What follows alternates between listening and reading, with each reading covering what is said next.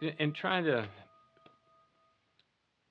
put together or formulate what makes a good student when we're talking about this topic of self-transformation, self-exploration to self-transformation. It's a different thing to study. It's a different topic for most people. I taught 5th grade and I taught middle school, and it was kind of easy to tell the students what it meant to be a good student.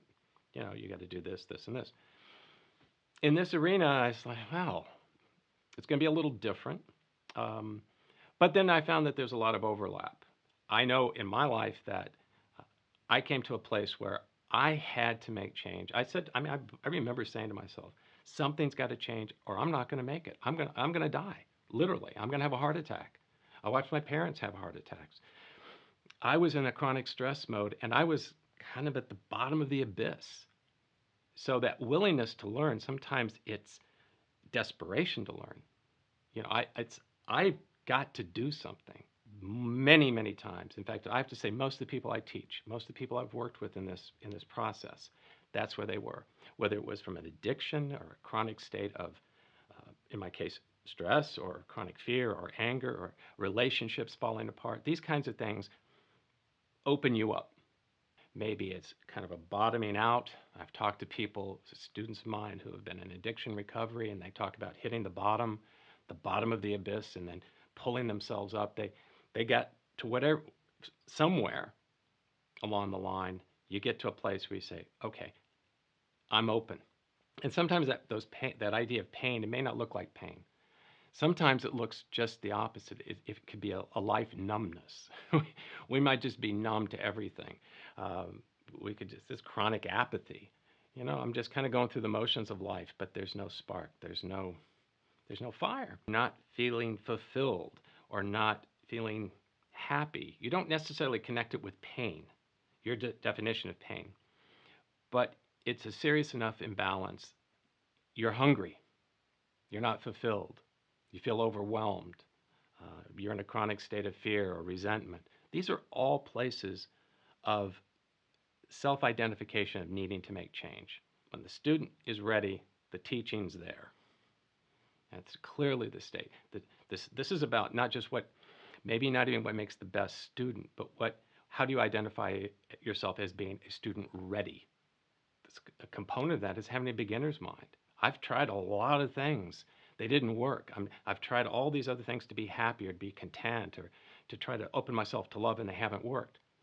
I'm wiping the slate clean. I'm going to open my mind. I'm going to try to adopt this beginner's mind, sort of a childlike mind, which is everything's possible. Because what I've done to this point wasn't working, so I'm opening myself. Little less judgment, little less expectation. Being able to not just willing, but able to step back and say, I'm going to allow new ideas in. I'm not going to judge things out. I'm going to work on that. I'm going to try to check myself at the door. Because clearly, and I can speak for myself, what I had tried up to that point in my life, when I started taking 25 years ago, when I started training and studying and looking for answers, what I had been doing up to that point wasn't working.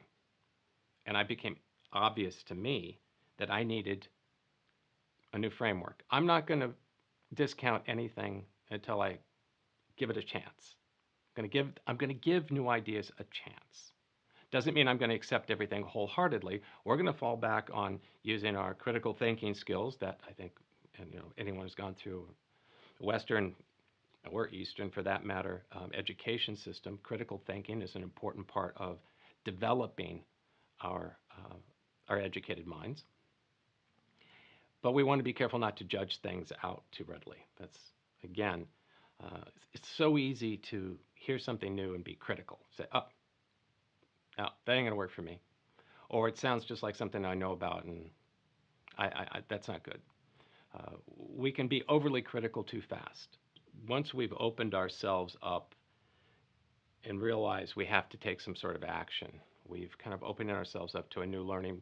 And I need this, I need something, I'm going to look at it, I'm going to give it a chance. Um, I might even be desperate. I want to start looking at some of the other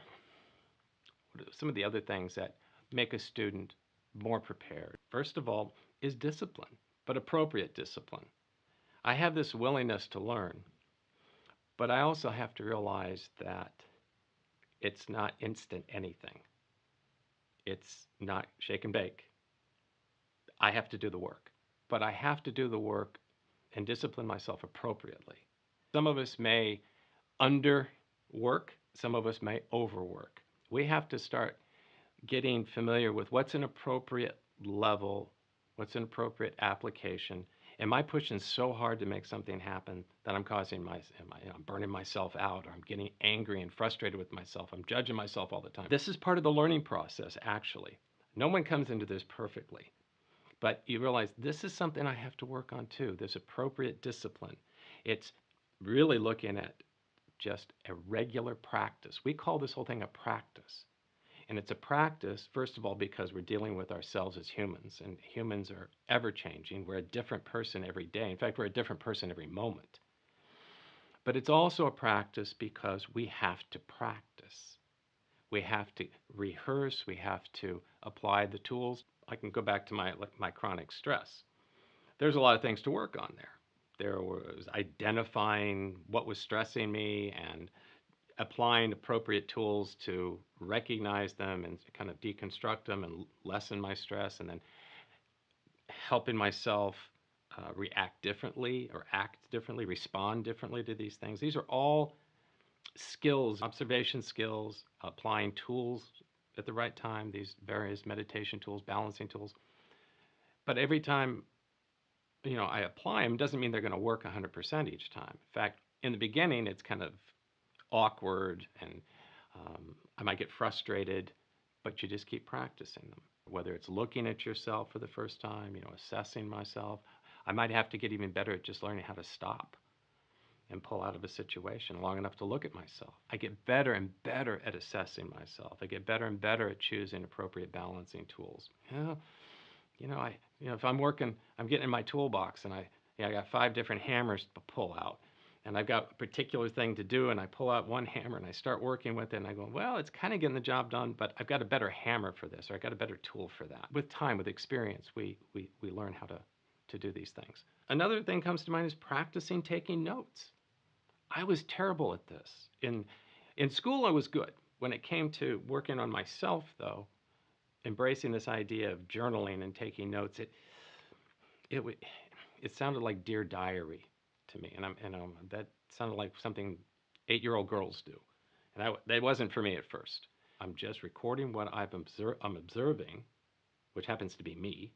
I'm observing myself, but I'm still taking a little bit that objective perspective, and I'm just taking notes. How did this work?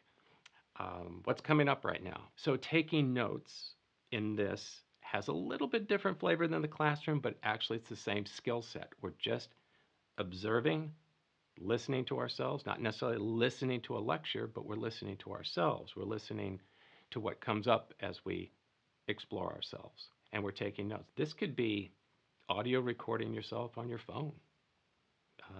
You can actually draw as a way of journaling. If things are coming up that you can't put into words, emotions or thoughts or images or what have you, sometimes a lot of folks doing that is a form of journaling, a really powerful way to get a record of what's going on with them in real time. A lot of folks come into these kind of practices ready to fix it. They want to get in there and like, okay, I got it. I got a problem. Let's get in there and fix it right now. In fact, I got a thing. Let's get this done. Let's get her done. Well, we are working towards resolution, but a big part of that, in quotes, fixing it, is learning to observe first, learning to just step back and look at something, look at ourselves, build that objective observer platform with that beginner's mind, and not run to grab a tool, because we probably are going to grab the wrong tool at first until we really get good at assessing ourselves. Anyone who does an assessment, whether it's a doctor or a car mechanic, a good one is going to take in a lot of considerations. They're going to look at things from a lot of different angles.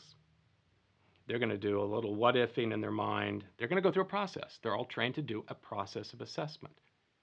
We're doing a process of assessment here. It just happens to be we're assessing ourselves. So we have to have a little patience. Maybe patience is a big component of the student. You didn't get where you are overnight. You're not going to get there in a more balanced place overnight. It took you probably most of your life to get where you are now. Give yourself a little time and space and patience to get into a more balanced place. As we go through this learning process as students in this self-awareness, self-transformation arena, kind of a new topic, a new classroom for us, for a lot of us. I know it was for me in the beginning.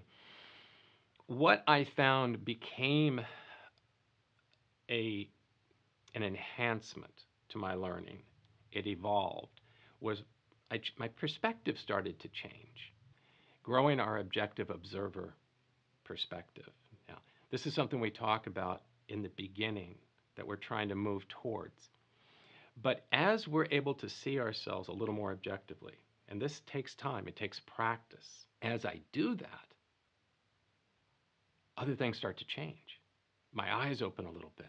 I'm seeing things I didn't see before in myself, but I'm also starting to look at the world differently.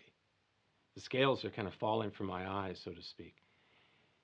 And I realize that I move into what I'll call a paradigm shift. I know when I was at the bottom of the barrel, the bottom of the abyss, I was working out of this, what I would call a paradigm of lack. I mean, it's like I didn't have enough of whatever I needed. I wouldn't even know what I needed, but I felt a lack. I felt an emptiness. I felt like I don't have anything that I need. The world is sucking me dry. I was in this, I call a paradigm of lack.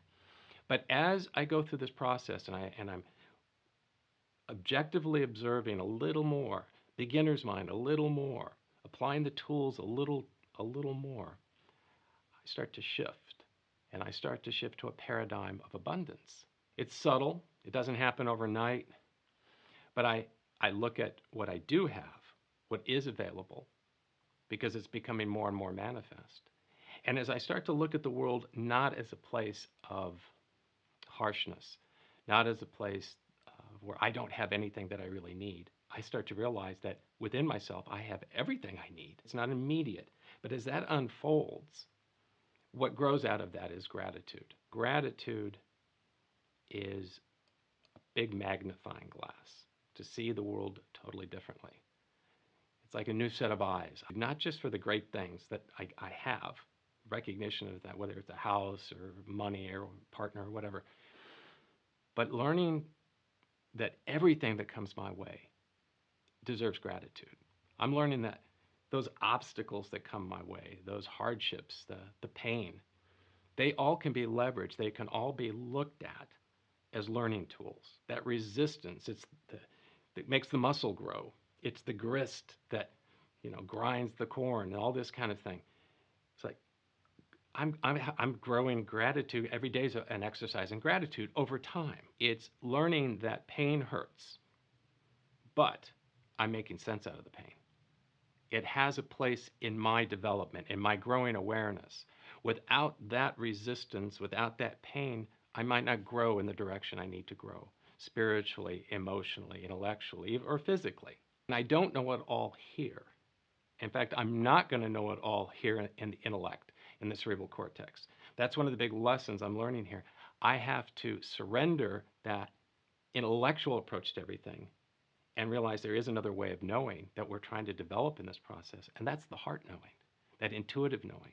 It's more of a letting go than a grabbing, than an adding on. And that looks at and that goes into how do you measure that progress? You have to realize, how do I measure progress in something like this? When I went to school, you had grades, you had tests, you had all these kinds of things.